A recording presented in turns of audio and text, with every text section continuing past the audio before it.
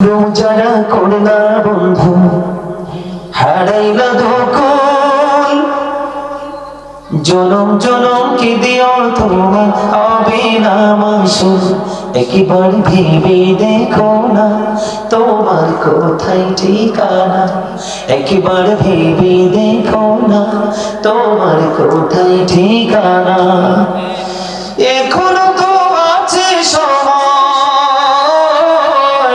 এখনো তো আছে সময় বোঝো তোমার ভুল জনম জনম কি দেয়া তোমার হবে না মাসুল বলেন জনম জনম কি দেয়া তোমার হবে না মাসুল বৃষ্টি যখন আসে বন্ধু শীতল মরুভূমি তওবা করো ক্ষমা পাবে বলে গেলাম আমি বৃষ্টি যখন আসে বন্ধু শীতল মরুভূমি তওবা করো ক্ষমা পাবে বলে গেলাম আমি তোমার জীবন মোহনা কোথায় সে তো জানো না তোমার জীবনে মোহনা কোথায় সে তো জানো না ক্ষমা যদি না পাও বন্ধু পাবে না তো কোন জনম জনম কি দিও তোমার হবে না মাসুল বলেন জনম জনম কি দিও তোমার হবে না মাসুল কথাকে বুঝে আসছে আপনাদের তো এমনি পছন্দ করেন না আমার যদি গজল গাই তাহলে বিন্দালুকটাকে বুঝুরে আইয়ে গজলে গজল দরকার শোভন ভাই কইছে গজলের দরকার আপনাদের কি গজল দরকার আছে আছে একটা গজল গাইবো এটা আমার লেখা একটু গাইবো খাঁচা ছিঁড়ে যায় রে পাখি চলে অচিন দেশে কুল কিনারা পাই না খোঁজে ঘুরে পাগল বেশে রে ঘুরে পাগল বেশে বলেন খাঁচা ছেড়ে যায় রে পাখি চলে অচিন দেশে কোন কিনারা পাই না খোঁজে গড়ে পাগল বেশে রে গড়ে পাগল বেশে কেলাব হবে এখন তোমার ভাবনা চিন্তা করে এখন তুমি বন্দী আছো আপন মনের ঘরে চাইলেও তুমি পারবে না যেতে শান্তি সুখের নীড়ে কুল কিনারা পাই না খোঁজে গড়ে পাগল বেশে রে গড়ে পাগল বেশে বুঝছেন নি কিছু অনলাইনে পুরোটা গাওয়া আছে এটা আমার লেখা আমার সুর দুটোটাই আমার লেখা আমার সুর তার মানে আপনি যখন কবরে যাবেন আপনি সত্যিটা আপনার চোখের সামনে আসবে আপনি পাগল হয়ে যাবেন কিন্তু সেদিন পাগল হয়ে কোনো লাভ হবে না পাগল যদি হতে হয় এখনই হতে কথা বলেন আফসোস ওপারে গিয়ে করে কোনো লাভ নেই আফসোস এখানেই করতে হবে ঠিক না ঠিক আরো জোরে বলেন আমার কথা বুঝতে পারছেন সহজে বন্ধনে আমার জাহান্নামের রং জাহান্নামের বিপদের কোনো শেষ নাই রে বন্ধু যখনই পানি মাথায় ঢেলে দেওয়া হবে মোমের মতো গলে গলে ভিতর দিয়ে দুই গায়ের মধ্যখান দিয়ে বের হতে থাকবে সেদিন আপনার আমাকে সাহায্যকারী কেউ থাকবে না কারণ সব পেয়েছেন আপনি এবং যে যেই কর্ম করবে সে রেজাল্টই সে পাবে কথা বলেন না কেন যেমন আমি আবার এক্সাম্পল আপনাদেরকে দেই আমাদের সমাজে মানুষ বদনাম করে কিনা মানুষ মানুষকে ছোট করে বদনাম করে কিনা ঝগড়া লাগায় কিনা আল্লাহর হাবিব সাহাবাই কেরামদেরকে নিয়ে দাঁড়িয়ে আছেন খেয়াল করেন আমরা জাহান্নাম কেমন করে রোজগার করতেছি আল্লাহর হাবিব দাঁড়িয়ে আছেন সাহাবাই কেরামদেরকে নিয়ে হঠাৎ করে বন্ধ একটা দুর্গন্ধ আসলো দুর্গন্ধ যখন আসলো, আমার নবীজি প্রশ্ন করলেন, সাহাবীরা রে, তোমরা কি জানো এই দুর্গন্ধ কোত্থেকে এসেছে? ইয়া রাসূলুল্লাহ, না গো না। আমার নবীজি বললেন, এই দুর্গন্ধ এসেছে ওই ব্যক্তি থেকে, ওই ব্যক্তি থেকে দুর্গন্ধ এসেছে যে ব্যক্তি একজন আরেকজনের বদনাম করতেছে, গীবত করতেছে, জোরে জোরে কন্যা নাউযুবিল্লাহ। ওই যে ব্যক্তিটা গীবত করতেছে আর তার থেকে দুর্গন্ধটা আমাদের নাকে এসে লেগেছে, জোরে জোরে কন্যা নাউযুবিল্লাহ। ওই যে গীবত করেনেওয়ালা ব্যক্তি, তার সাজার মধ্যে একটা এক্সাম্পল দেই ছোট্ট করে। বন্ধু, আপনি যার বদনাম করতেছেন, কাল হাসরের ময়দানে আপনাকে তার নিকটবর্তী করা হবে। ওই নিকটবর্তী করার পরে আপনাকে বলা হবে, তুমি মরা ভাইয়ের গোশত জীবনে খেয়েছিলে, দুনিয়ায় থাকতে খেয়েছিলে, এখন ফাইনালি তোমাকে তাকে ভক্ষণ করতে হবে। বন্ধু, তখন ওই তার সাজা হলো, একটা মানুষ আর একটা মানুষের জীবন্ত মানুষের গোশত ছিঁড়ে ছিঁড়ে খাবে, কামড়ে কামড়ে খাবে, মুখটাকে ভেঙে থাকবে, চিৎকার করতে থাকবে, ও বন্ধু হাহাকার করতে থাকবে। ওই সাজাটা তার জন্য কন্টিনিউ বহাল থাকবে। এটা মোটেও ভালো আযাব নয়, এটা বন্ধু নিকৃষ্ট একটা আযাব। কথাকে বুঝতে পারছেন? এখন আপনি আছেন শিবলাই, কোথায়? আপনি আছেন কোথায়? কেউ আপনাকে ফোন দিল, আপনাকে বলল, ভাই আপনি কোথায় আছেন? আপনি কিন্তু আছেন কোথায়? শিবলাই। আপনি বললেন বর্দশিয়া, কারণ আপনার লোকেশন বর্দশিয়ার কাছাকাছি। একটা এক্সাম্পল, কথার কথা বললাম। এরকম ভাবে মিথ্যা কথা বলে কি বলে না?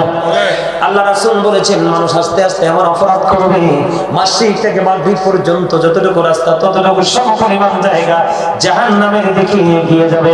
তার এক্সাম্পল হলো, আপনারা বা আমার চাইতে আপনারা ভালো জানেন আমাদের দেশে আজকের ওয়াজ মাহফিলের পরিস্থিতি কেন হয়েছে জানেন?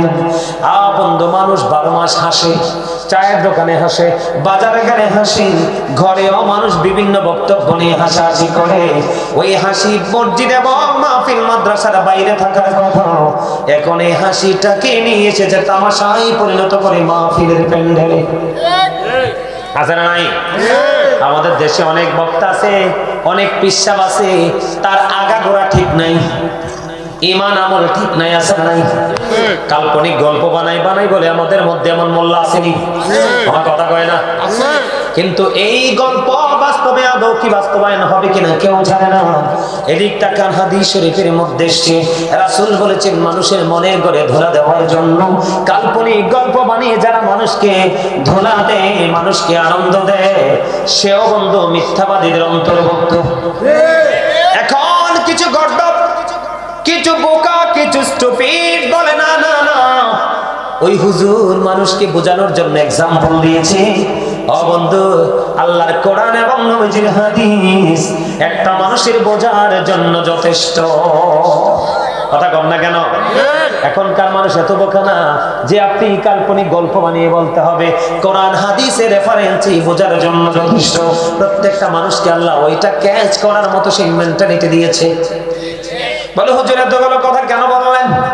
এতগুলো কথা বলার কারণ হলো, ও বন্ধু এখানে কারণ আছে রে, ও বন্ধু এখানে কারণ আছে। আল্লাহ রাসূল বলেছেন, যারা মিথ্যা কথা বলে, আমার দিকে তাকান, মিথ্যা যারা বলে তাদের এক নাম হলো মুনাফিক। কে? মুনাফিকের কয়েকটা রূপ আছে, একটার মধ্যে একটা হলো মিথ্যা বলা। কথা যখন বলবে মিথ্যা বলবে, আমানত রাখলে খেয়ানত করে ফেলবে, ঠিক কিনা বলেন? আরো জোরে। কথা দিয়ে মুনাফিক কথা রাখবে না। এর মধ্যে একটা হলো মিথ্যা। তোমরা খেয়াল করো, ও মিথ্যাবাদী এবং বন্ধ, এটা হলো মুনাফিকের চিত্র। আমার আল্লাহ কোরআনে বলেছেন, নাল মুনাফিকিনা ফি দারকিল আসফালি মিনান নার, মুনাফিকদের জন্য বরাদ্দ জাহান্নামের একবারে নিম্ন শ্রেণীর নিকৃষ্ট জায়গাটা। আমার দিকে আপনারা তাকান, সামুর ইবনে জুনদুব রাদিয়াল্লাহু তাআলা আনহু থেকে হাদিস বর্ণিত, হাদিস শরীফে, এই যুবক তোমরা আমার দিকে তাকাও, আমার কথাগুলো শোনো। আমার রাসূল বলেছে, কেউ যখন মিথ্যা কথা বলে ফেলে, তোমাদেরকে আমি আযাবের একটা একটা করে সিম্পটম দিচ্ছি, ছোট্ট ছোট্ট করে একটা একটা করে एग्जांपल। কোন কোন কাজ করলে আমরা কি ধরনের সাজা ভোগ করব, অবন্দন নাই করলে কি পরিমাণ সাজা আমাদেরকে ভোগ করতে হবে, আপনাদেরকে আমি বলি। আমার রাসূল বলেছেন, যেই ব্যক্তি একটা মিথ্যা কথা বলবে, মিথ্যা বলার কারণে তার মুখ থেকে এত বেশি দুর্গন্ধ বের হবে, দুর্গন্ধটা বের হইতে দেরি, দুর্গন্ধ বন্ধু বের হইতে দেরি রে, তার সঙ্গে সিকিউরিটি হিসাবে যে ফেরেশতাদেরকে সঙ্গী বানিয়ে দেওয়া হয়েছে, ওই ফেরেশতাগুলো ওই মিথ্যাবাদীকে ছেড়ে 1760 গজ দূরে চলে যায়। জোরে জোরে কন্যা নাউজুবিল্লাহ। কত গজ?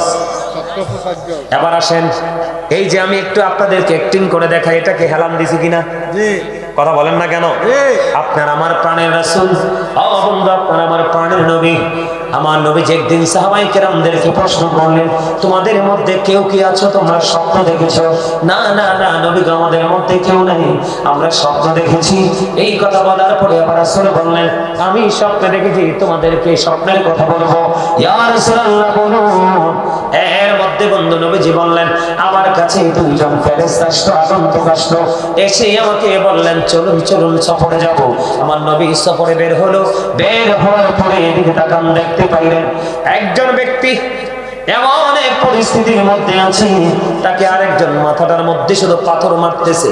একদিক দিয়ে পাথর মারতেছে, মাথাটা ভেঙে চলে যায়, আরেক দিক দিয়ে বন্ধু পাথরগুলো কুড়িয়ে আনে, কুড়িয়ে আনতে আনতে আবার মাথাটা আইনটেক হয়ে যায়, আবার বন্ধু পাথর মারতে থাকে। এমনি করে করে মারতে মারতে পুরো মাথা তার পুরো ভেঙে চূর্ণ বিচূর্ণ করে দেয়।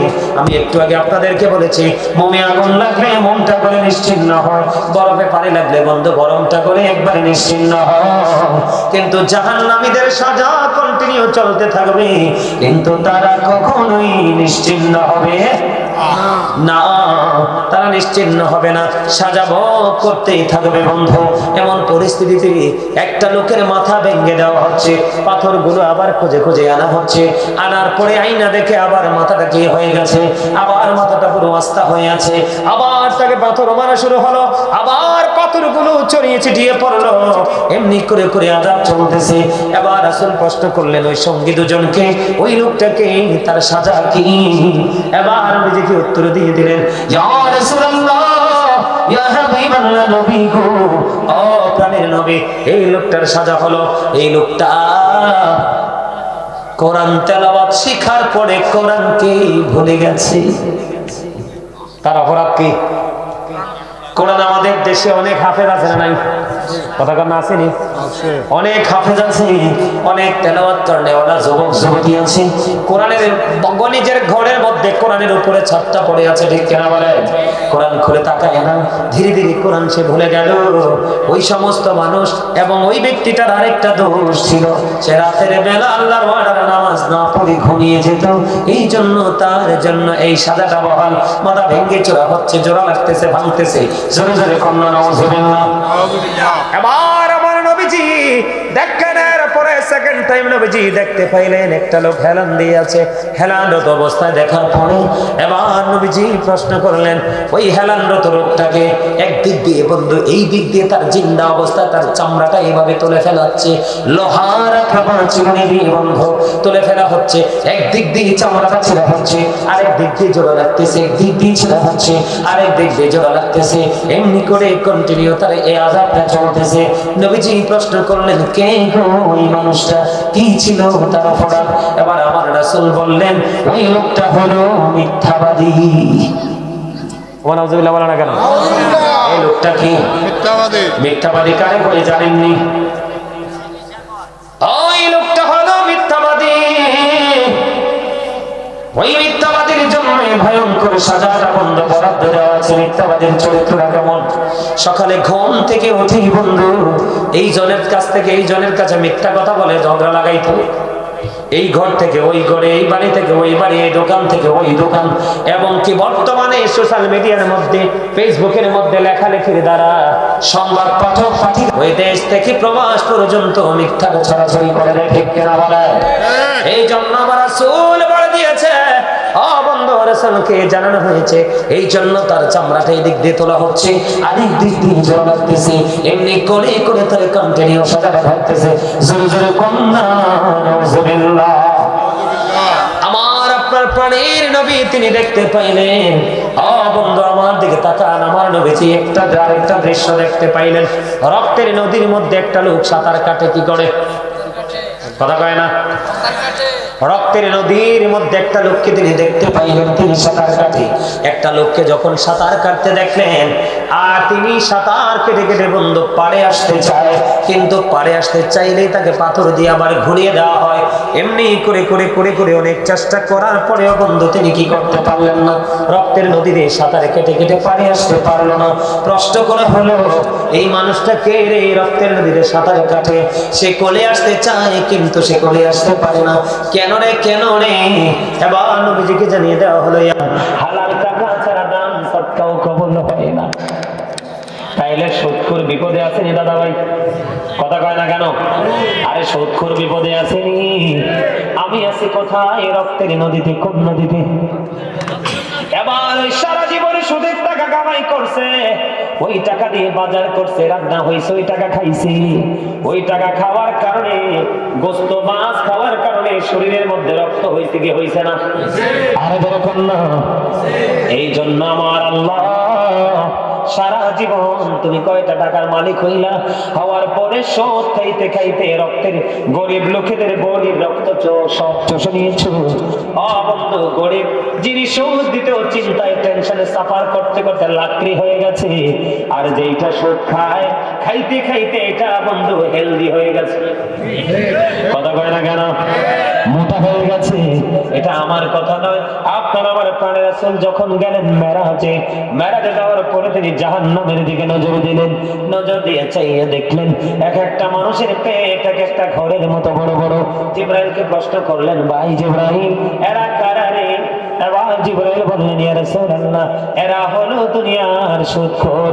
আপনার আমার প্রাণের রাসূল তিনি বলে দিয়েছেন, ও বন্ধু, ও জিবরাইল, তুমি দেখতে পাইলাই মোটা মোটা মানুষগুলো সুদখোর?